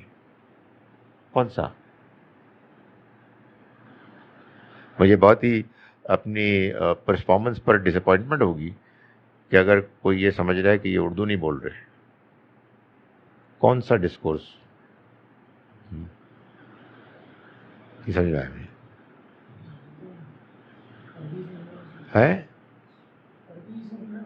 عربی، ہاں یہ بھی ہو سکتا ہے۔ سر دنیا کی رنگینی بہت ہے، پر آخرت سے بے غم ہونے کی ایک وجہ یہ بھی ہے کہ آخرت کا ہمیں اس دنیا میں کوئی بھی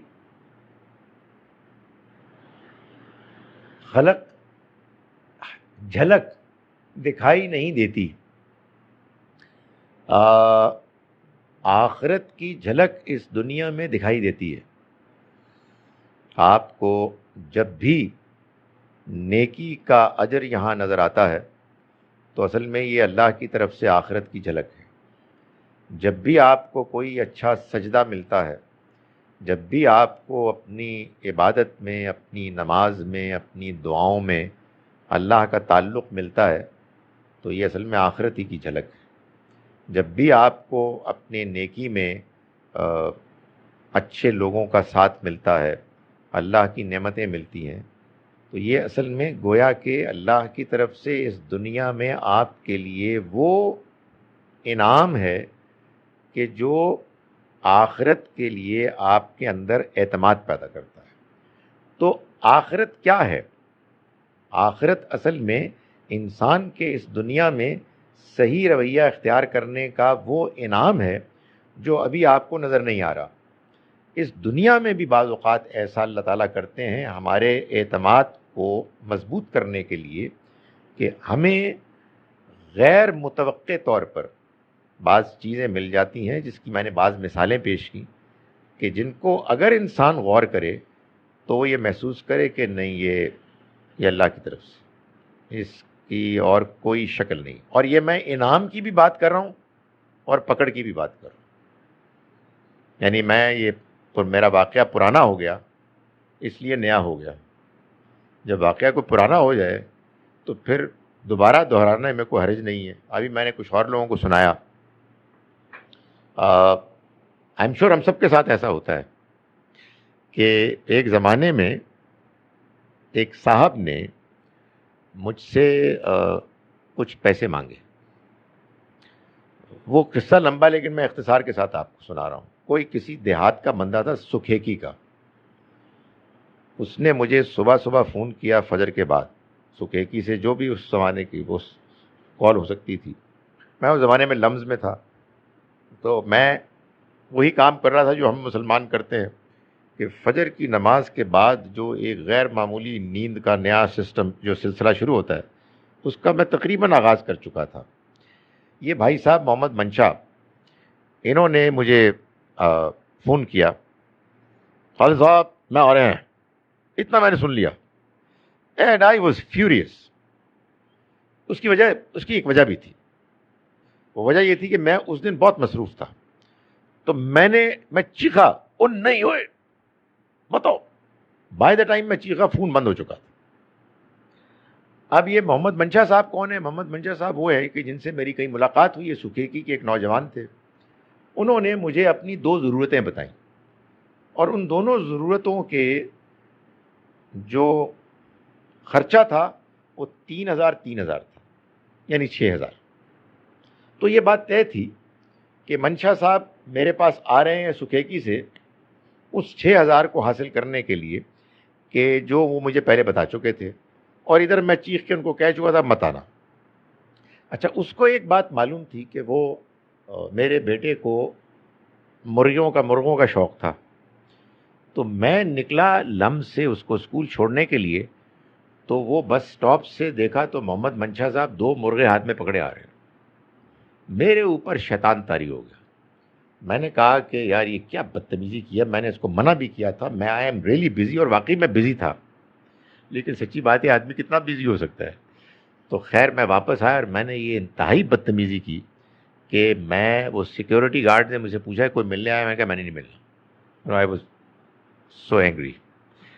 سو جناب وہ چلا گیا واپس، مرغے لے کے چلا گیا ہوگا.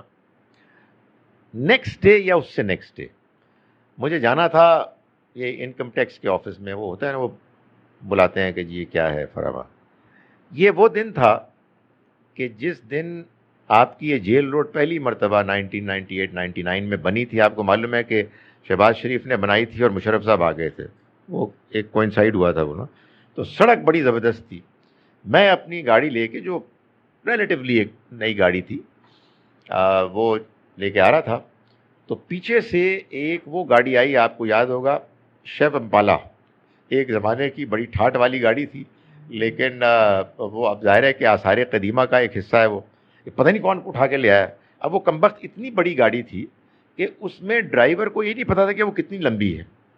اس کا نقصان یہ ہوتا ہے کہ جب آپ اوورٹیک کر رہے ہوتے ہیں تو آپ کو اندازہ نہیں ہوتا کہ آپ نے کتنا آگے جا کے اوورٹیک کرنا ہے. تو ان بھائی صاحب نے اوورٹیک کیا اور میرا فینڈر اڑا کے لے گئے. اچھا، میں گاڑی چلا رہا ہوں اور میں دیکھ رہا ہوں کہ وہ اڑ رہا ہے میرے ساتھ نا، وہ گھوم رہا ہے اور وہ نکل گیا. اور میری گاڑی آگے سے بالکل صاف گنجی، اور میں اس کو لے کے بے بسی کے ساتھ پہنچا اپنے یونیورسٹی. تو وہاں جو میرا میکینک تھا اس نے دیکھ لیا. اس نے کہا کہ خالد صاحب میں آپ کو یہ بتا رہا ہوں، فوراً اس کو ٹھیک کرا لیں ورنہ لوگ دیکھ لیں گے اور آپ کو کل کو بیچنا ہوگا، اور لوگ ایکسیڈنٹ شدہ گاڑی کو نہیں خریدتے. تو اس نے جلدی جلدی کر کے اسی دن یا اگلے دن اس نے اس کو پورا ٹھیک کیا، اور وہی ہوا کہ جس کا خدشہ تھا. یعنی بل آیا تو 6,000 کا بل تھا. مائی گڈنس یا خدایا.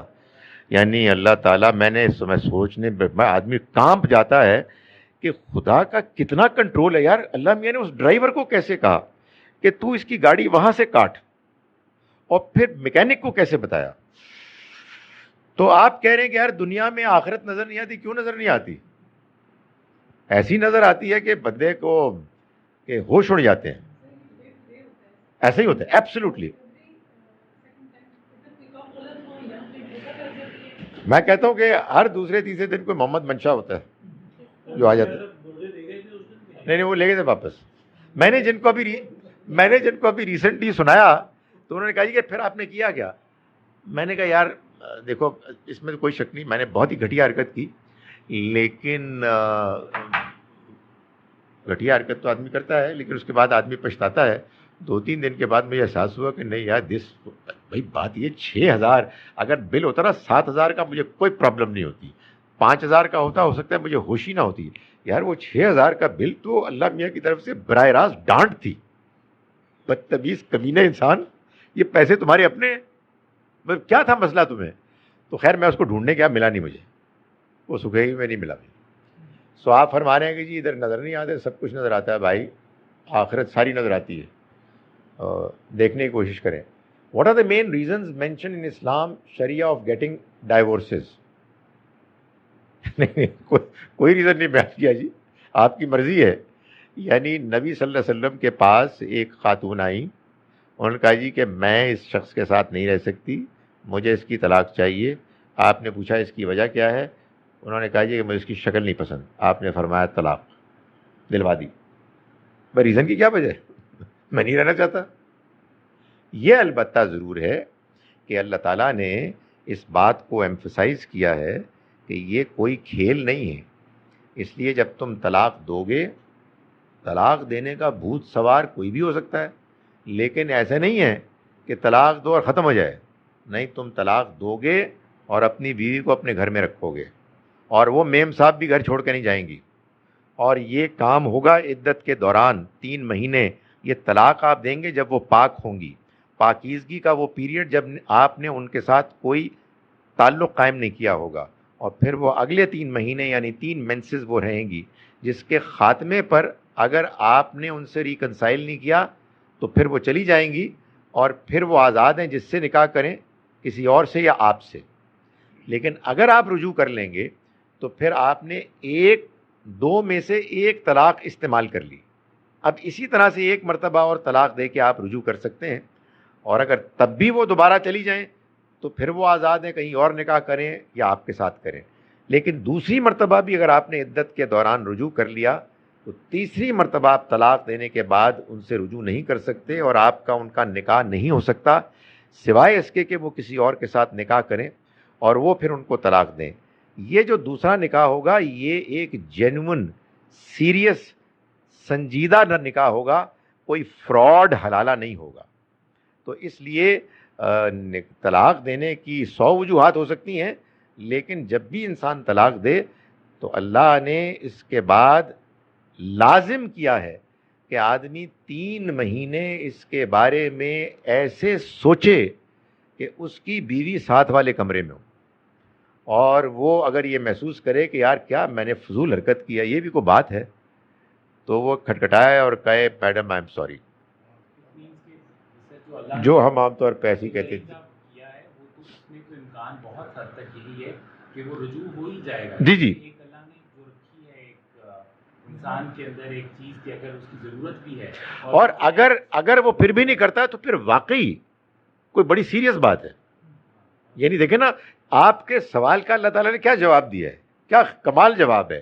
بھائی کوئی بھی وجہ ہو، کھانا نہیں اچھی بناتی، بدتمیز ہے، تمہارے ساتھ بات نہیں کرتی، یہ 3 مہینے کے اندر آپ کی طبیعت صاف ہو جائے گی.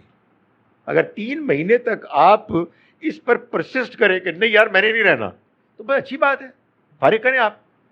لیکن آپ اس کو رکھیں. ہمارے میرے انفیکٹ 2 سوال تھے. ایک تو میں نے پہلے پوچھا تھا آپ سے, وہ آپ کو کلیئر ہوگا. دوسرا سوال یہ کہ آپ نے فرمایا کہ حضرت ہارون جو تھے وہ بڑے بھائی تھے حضرت موسیٰ کے. اگر بڑے بھائی تھے تو وہ جو ایک ہے کہ first born has to be, جو انہوں نے کہا تھا, تو تبھی تو انہوں نے حضرت موسیٰ علیہ السلام کو اس میں رکھا تھا کہ وہ فرسٹ بورن تھے. جو ہمارا کنسیپٹ میرا ابھی تک آج کے اس سیکنڈ سے پہلے تک یہی تھا کہ حضرت موسیٰ واز دی فرسٹ بورن. اسی وجہ سے انہیں ٹوکری میں ڈالا گیا کہ وہ جو فرعون انہیں قتل نہ کر دے, کیونکہ وہ فرسٹ بورن کا تھا, جو بھی پہلے ہوں گے بچے. ورنہ اگر سارے بچوں کو قتل کرتے تو پھر ان کے کام کرنے والا تو کوئی بھی نہ ہوتا. تو اس لحاظ سے, اور پھر اس کے علاوہ بھی ایون میں نے جو کہ یہودی ہیں ان کا بھی وہ دیکھا, اس میں بھی جو ایرن ہے, ہارون علیہ السلام ہے, وہ بڑا ہی ان سے دکھایا گیا ہے. حالانکہ اس میں بھی وہ کہتے ہیں وہ بھی فرسٹ بورن کا ہی ہیں. تو پھر یہ تو کنٹراڈکشن ہو گئی. اچھا, اور پہلا سوال میں نے آپ سے پوچھا تھا وہ کیا تھا؟ ویسے مجھے خود بھول گیا. بہت زبردست بات کیا. پہلا سوال کیا؟ یہ بھی آپ مجھ سے پوچھیں میرا پہلا سوال کیا؟ آپ میرا پہلا سوال کیا تھا سر؟ یہ بھی آپ بتائیں لوگوں کو, میں نے کہہ دیا آپ کو. دیکھیں, گزارش یہ ہے کہ یہ جو آپ نے سوال کیا ہارون علیہ السلام کے بارے میں, آبویسلی یہ ہسٹری کا سوال ہے. قرآن نے تو نہیں بیان کیا. قرآن بیان کرتا تو میں آپ کو کوئی دلیل دے دیتا. تو جیسے بیان ہوا ہے, اور ظاہر ہے کہ ہمارے ہاں ہسٹری بائبلی سے آئی ہے. مگر اگر یہ بات صحیح ہے کہ موسیٰ علیہ السلام چھوٹے بھائی تھے, اور آپ کا وہ اعتراض اپنی جگہ پر ہے کہ وہاں تو جو اصل اہمیت ہے وہ پہلوٹھے کی ہے, فرسٹ بورن کی. اس میں گزارش یہ ہے کہ اصل میں ایک ہے کسی سسٹم کا نظام, اس کی ہائرارکی, اس کے اصول, اور ایک ہے خدا کا انتخاب. خدا کا انتخاب ہوتا ہے میرٹ پر, پیدائش پہ نہیں ہوتا. سمجھے آپ؟ یعنی اللہ نے موسیٰ علیہ السلام کو ان کی کارکردگی, ان کا خلوص, ان کے رویے کی بنیاد پر چنا, اور اس کے بعد ان کی فرمائش پر ان کے بھائی کو بھی اپنے ساتھ کر لیا. اگر اس کے بعد کوئی بنی اسرائیل میں نظام چلتا اور اس میں پھر معاملات طے پاتے, not on merit but based on principles of system, running system, تو پھر بڑے بھائی کو اہمیت ملتی. یہاں ایسا نہیں. میرا سوال آپ سمجھے ہی نہیں. سمجھے نہیں, سوری ٹو سے دس. میرا سوال یہ ہے کہ قرآن یا جو اسلام ہے, مسلمان بھی یہی کہتے ہیں اور یہودی عیسائی بھی یہی کہتے ہیں کہ جو فرعون تھا اس نے ایک نظام اپنے علاقے میں حضرت موسیٰ کے پیدا ہونے سے پہلے بنا دیا تھا کہ بنی اسرائیل کے جتنے پلوٹھے ہیں, جتنے فرسٹ بورن ہیں, they will be slaughtered, they will be killed. اگر وہ that is one of the reason کہ ان کو ایک ٹوکری میں ڈالا گیا اور بھیج دیا گیا.